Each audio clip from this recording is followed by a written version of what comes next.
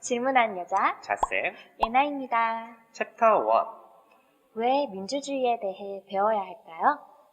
예나씨, 민주주의에 대해 어떻게 생각하시나요? 오늘은 예나씨와 함께 민주주의에 대해서 얘기해보고자 합니다.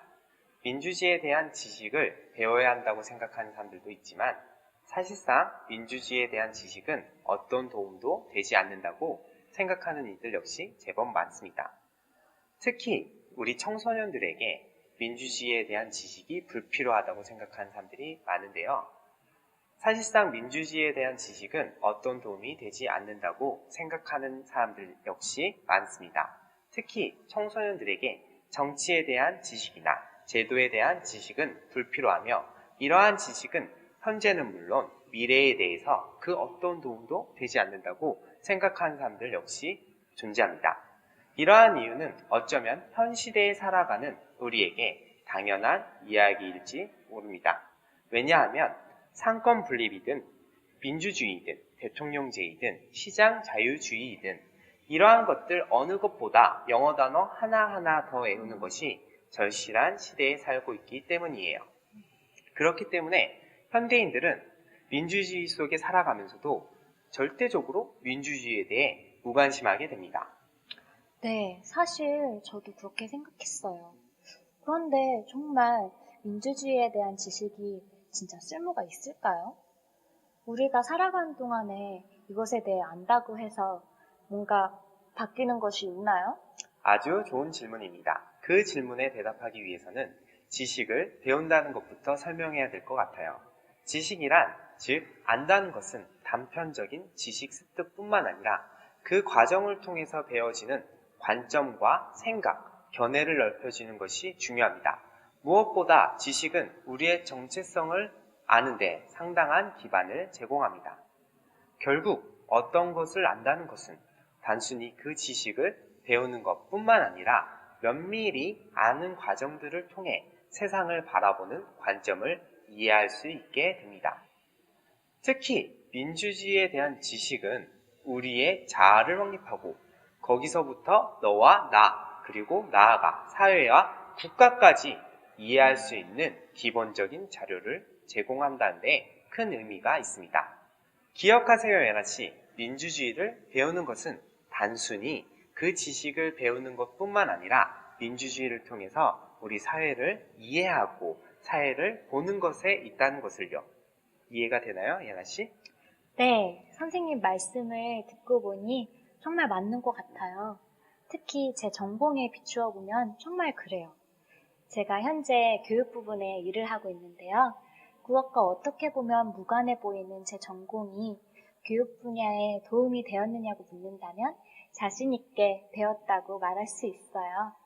그 이유는 선생님께서 말씀하신 것처럼 제가 배운 학문이 단순한 지식뿐만 아니라 제가 세상을 바라보는 관점을 넓혀주었기 때문이에요. 그런데 예나씨의 전공이 뭐였죠? 제 전공은요, 국제지역학인데 남들이 보기엔 지금 제가 하는 교육과 전혀 무관한 것처럼 보이지만 실질적으로 제가 학부에서 배웠던 국가들 간의 관계와 역사의 흐름, 그리고 세상을 이해하는 관점을 배웠던 것이 교육에 큰 도움이 되고 있어요. 자쌤, 그렇다면 민주주의는 어떻게 삶에 도움이 될까요? 그것은 제가 드리려는 팁과 관련된답니다. 여기서 자쌤이 주는 팁! 첫 번째, 민주주의에 대한 지식은 삶을 살아가는 지혜입니다. 이 뜻이 무엇이냐면 민주주의는 삶을 살아가는 방법을 알게 합니다. 즉, 사회의 흐름을 읽는 방법을 배울 수 있게 되는 것이지요. 왜 불만이 생기는지, 그리고 그 불만을 어떻게 해소할지, 혹은 어떻게 하면 더 좋은 방향성으로 나아갈지에 대해 평등과 불평등 이 사이에서 보상과 바른 방향성을 제시한다는 것에 중요한 기틀을 제공합니다. 두 번째, 민주주의를 통해 화합과 소통을 배울 수 있습니다. 민주주의를 통해 국민의 안전과 화평을 이해하고 끊임없이 소통하며 화평하는 것을 볼 때에 이것은 우리 삶 속에서도 적용된답니다.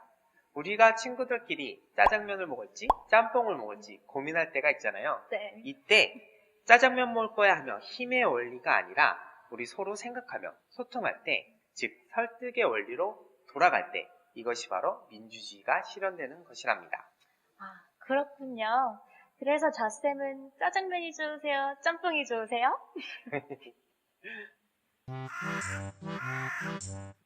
챕터 2. 민주주의는 무엇일까요?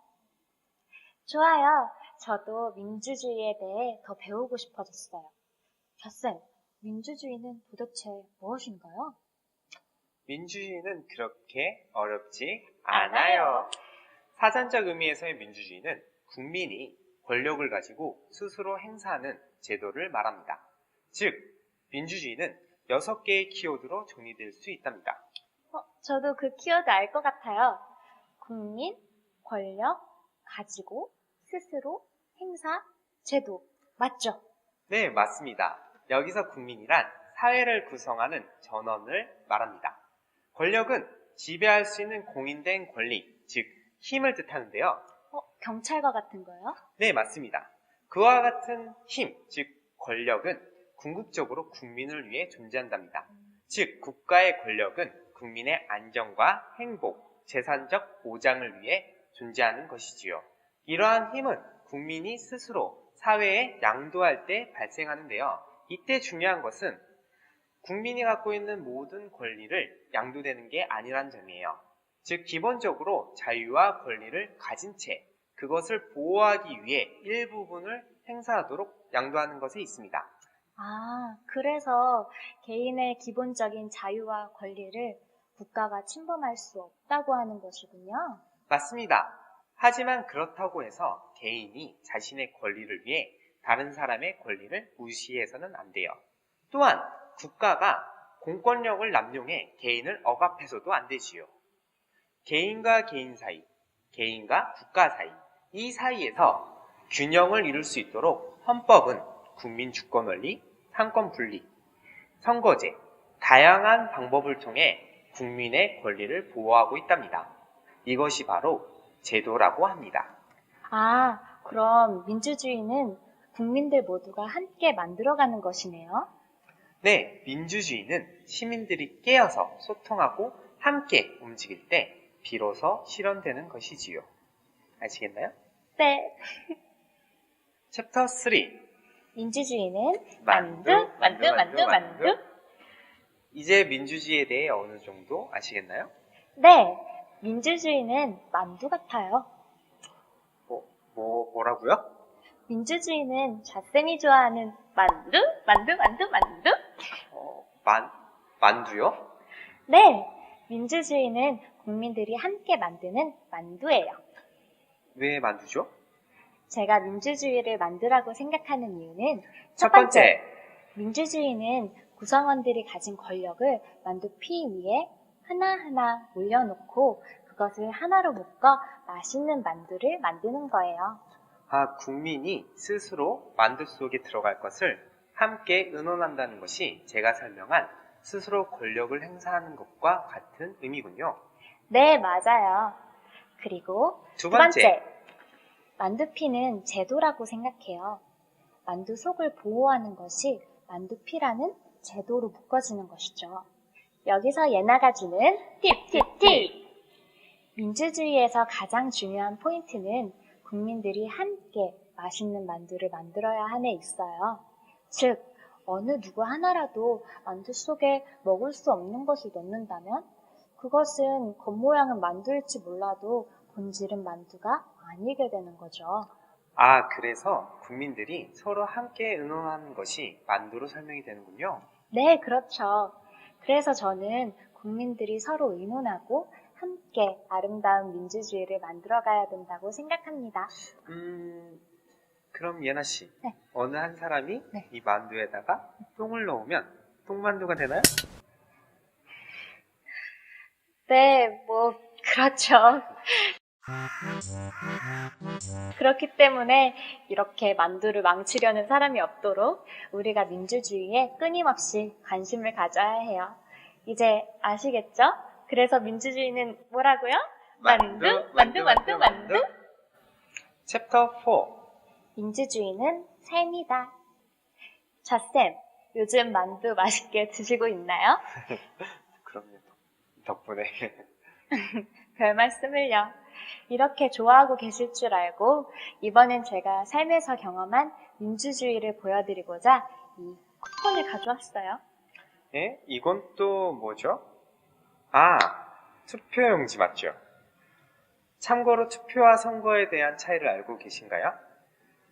투표는 선거를 하거나 가부를 결정하기 위해 이와 같은 투표용지를 통해서 선거를 하는 방법을 이야기합니다. 또한 선거는 일정한 조직 내에 집단의 대표를 뽑거나 임원을 뽑는 일을 뜻하죠. 즉, 예나 씨는 민주주의에 꽂힌 선거를 말하려고 했죠? 아니거든요. 물론 투표로 민주주의에 적극적인 참여는 권장하는 바이죠. 여러분 꼭 투표하세요.